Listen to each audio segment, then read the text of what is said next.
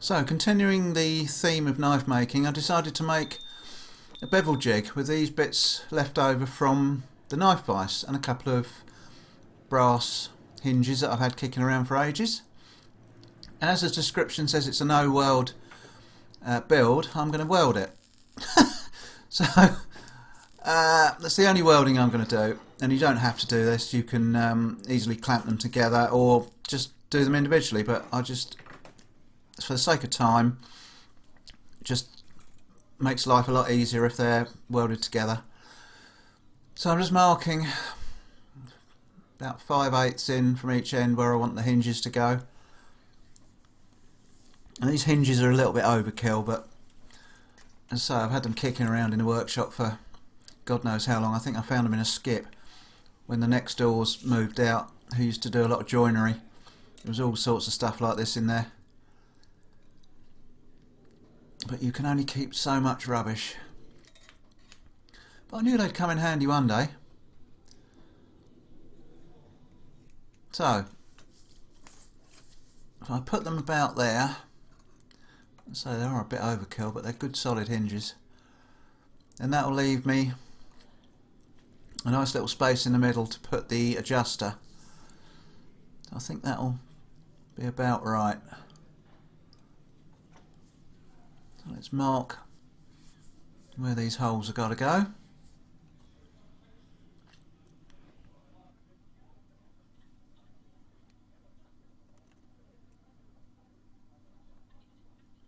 That's just about got it. Go over to the anvil and centre dot these. I'll try and get these quite accurate. That one isn't, the first one.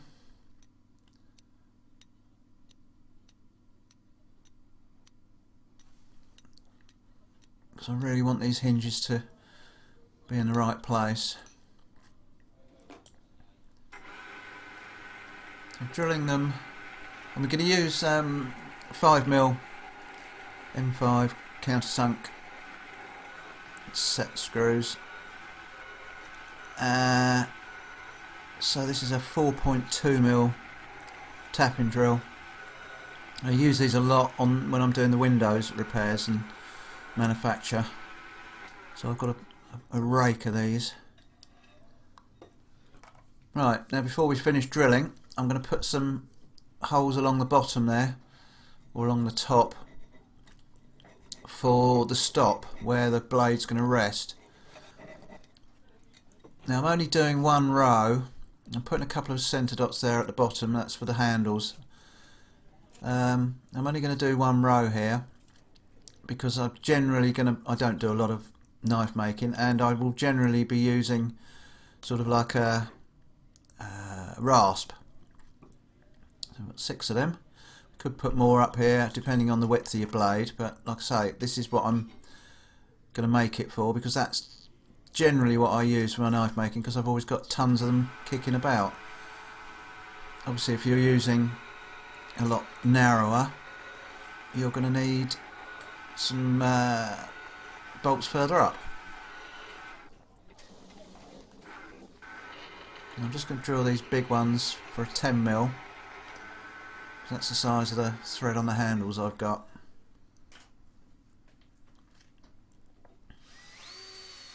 Just tapping these. And so I use these a lot on the windows. So this tap's probably getting a bit past it. But I've got plenty of others. I bought a box of them so that if I did wear one out, I'd just get out a new one. And sometimes I'm using dozens on these windows when I use them to put the hinges on.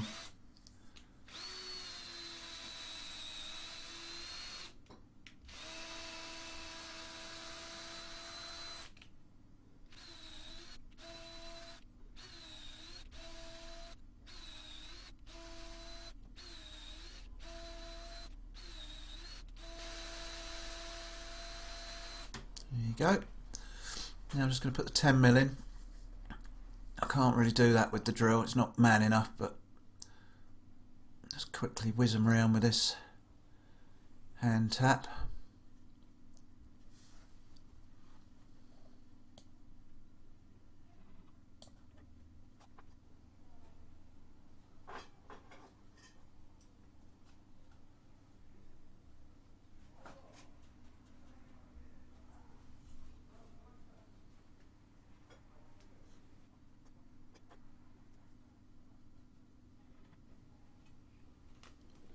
Right, so that's got that lot drilled. Let's put in these stops.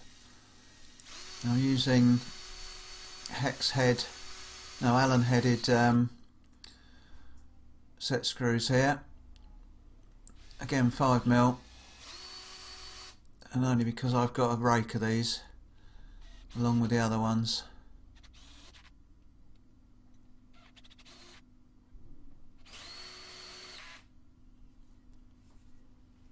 So let's got them in. Just going to whip the ends off. As you can see, I'm still using the graph cut-off disc.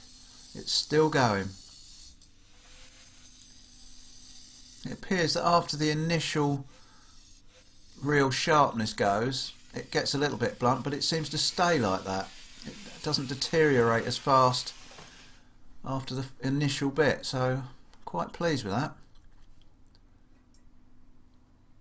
So I'm just going to whip the hinges on. Again, these are the 5mm bolts that I use for the windows.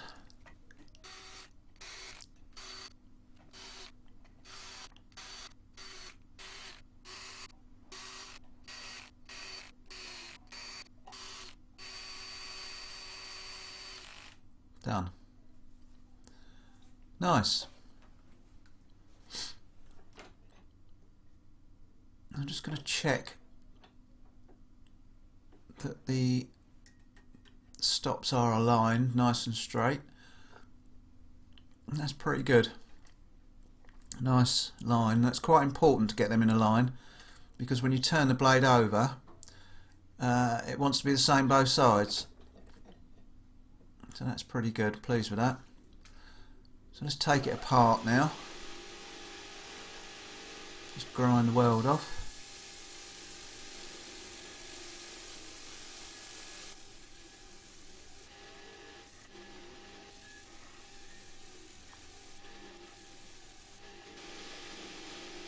Got it. Right, so onto the adjuster. Decided to use this bit of, I think it's 2¼ angle iron. Just something again that I've had kicking about. I don't know what this came off. Now I'm just going to cut about 5/8 of an inch off one leg, just so I'll get a bit more room, or enough room to get the adjuster nuts on. You'll see what I mean in a minute.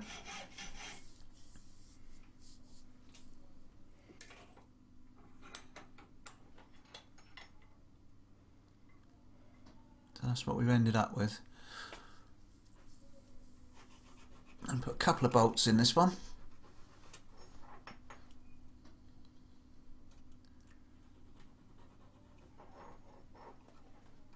Now just for the adjuster I'm going to use a bit of 12mm studding. Now I was thinking I might have to sort of put a slot for it to, because as you move the thing open and closed it's going to go up and down. But I think if I just put a bigger hole, put like a 14mm hole or something or other, I think we're going to get enough play, because it doesn't go up and down that much.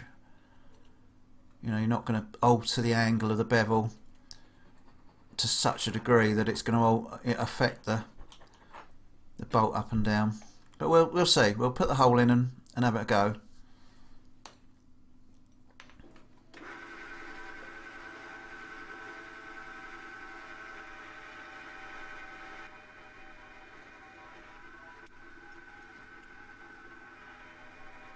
I'm just putting a bit of a clearance hole in. These are, I think it's about 6mm clearance on the. Oh, it's not long enough. It's catching. That's it.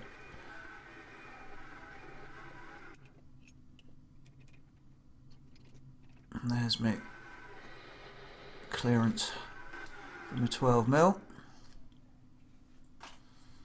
I'm just going to put a flat on the end of here, and that's what's going to attach to the movable plate. Again, you'll see it'll become obvious what I'm doing in a minute. I'm going to use a couple of small angles.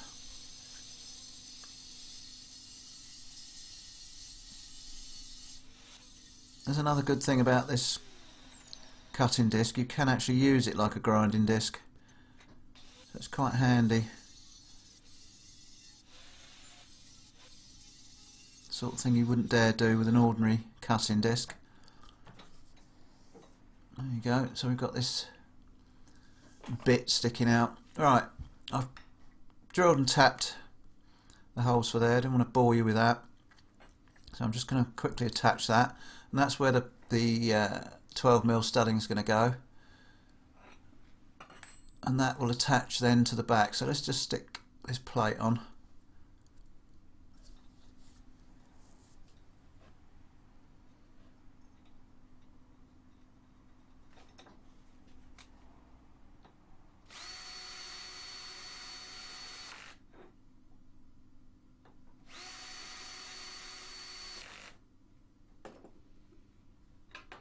Just whip those off with a grinder. Right, so now that's roughly how it's going to go. You get the idea. Now this is going to be quite a heavy jig, but I like jigs like this to be heavy because it gives you a feeling of control when you're moving the stuff about. So that's going to go through there. So I want a couple of angles down here that I can drill through and bolt to the plate there, or to the studding there. So let's see what we can find. So this is a bit of 5/8 angle iron, 5/8 by 8, and I'm going to cut a couple of them, go down there so I can get good fixings, and then drill through to attach to the studding.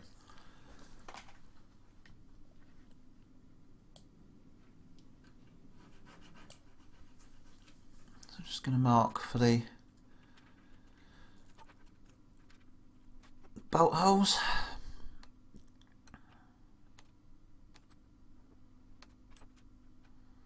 And then for the centre hole. Don't know why I'm babbling on, because it's becoming quite obvious what's going on. Now I've put a piece of 1/4 inch spacer in between them, and I'm just marking them, just spotting them with the drill, and then we'll go up and drill and tap as per. So drilled and tapped, that's where they're going to go, so we'll get them attached.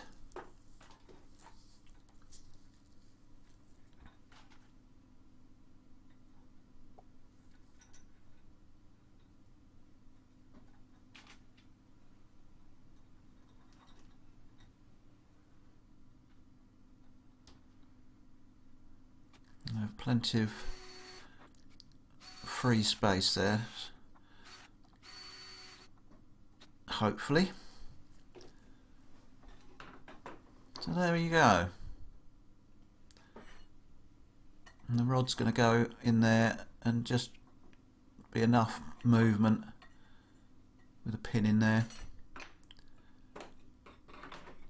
So that's about where it's going to go. And now I've just realised I've made a cock up. I've put those angles way too high. I've just put them, I don't know why I didn't measure them. I've put them where I put them, I don't know why, but they need to come down at least 1/4 inch, if not 5/16, so that that's straight. That bit of studding straight. So, there you go. Cock up again.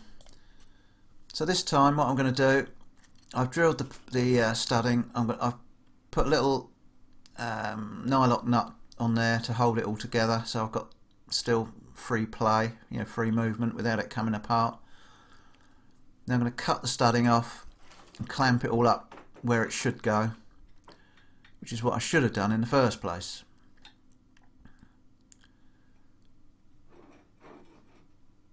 What an idiot. Alright, so I've cut it, put the nuts on, and that's about where it's going to go now, so it's resting in the right place. So I'm just going to try and remark them, re-drill and tap them. But before I do that, I'm going to weld up the old holes. They wouldn't show, but they're actually quite close to the new holes. So I thought I'd just blast them up.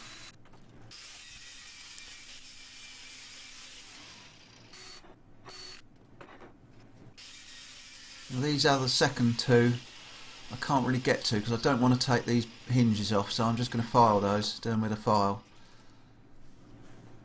So there you go, I've just filed them roughly down and remarked where the holes want to go properly this time. So I've drilled and tapped them, and now we can put it back together proper. I've taken it apart because you wouldn't get the studding through the hole. One of the bits would have to be taken apart, so it's easier just to take the studding off, put these back together, then put the studding back in.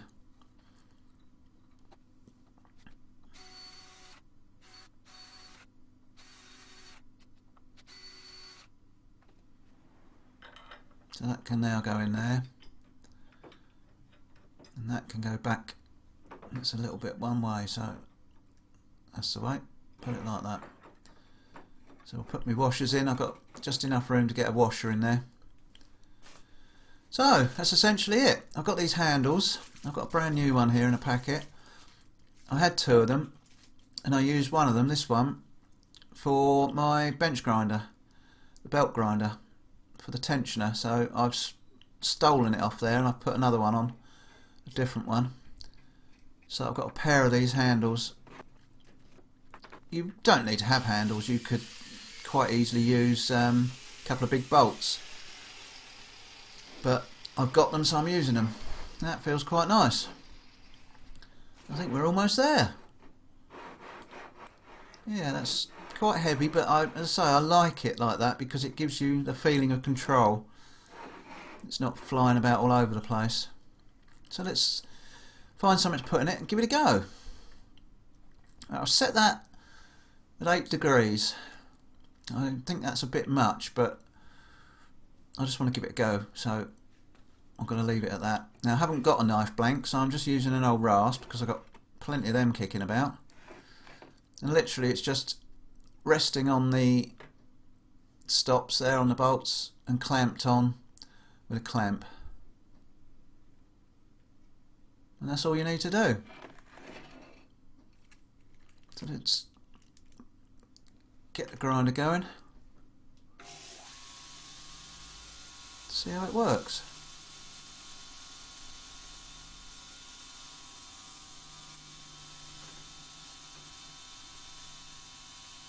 I have actually ordered a piece of plate that's 6 inch by 16 inch that I can bolt onto this plate on the grinder, the base plate there, just to increase the surface area to work on. Because sometimes you do need a bigger area to keep things level and keep them flat. It's just about working on here, but it would be much nicer if it was a bigger surface area. Now I've never used one of these jigs before, so I'm learning as I'm going along, so that's literally the first time I've ever done something like this with a jig, and I think it's working quite well. I will have a bit of a play. I'll have to find out what angle I really need this at first of all. I say that was set at 8 degrees.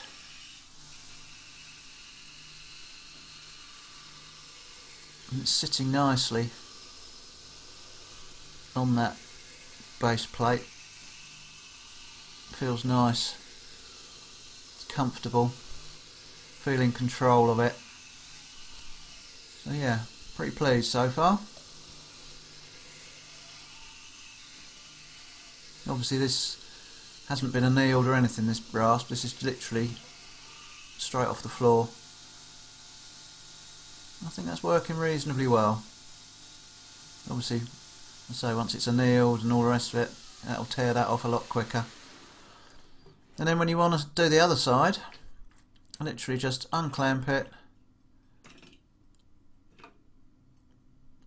turn it round,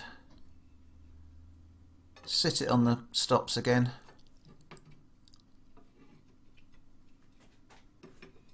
reclamp it, and away you go from the other side. Just go back the other way. So that's it. Quite pleased with that. A couple of hours work. It's nothing fancy. Very simple. Something anyone can do in their workshop. I don't think there's anything I've used that most people can't get hold of. So that was, the bits I've used were scrap from the knife vise build. So all in all, it's cost me virtually nothing. So I'm pretty pleased with it. The hinges came out the scrap. All the other stuff I had. So I'll get my traditional red paint on and see what it looks like. I'm going to have to repaint it. I did it in the cold, up in the shed, when I got home, and it's gone frosted. So I will have to repaint it, unfortunately. But I'm very pleased with it. I think it will come in handy. Thanks for watching, and we'll catch you on the next one.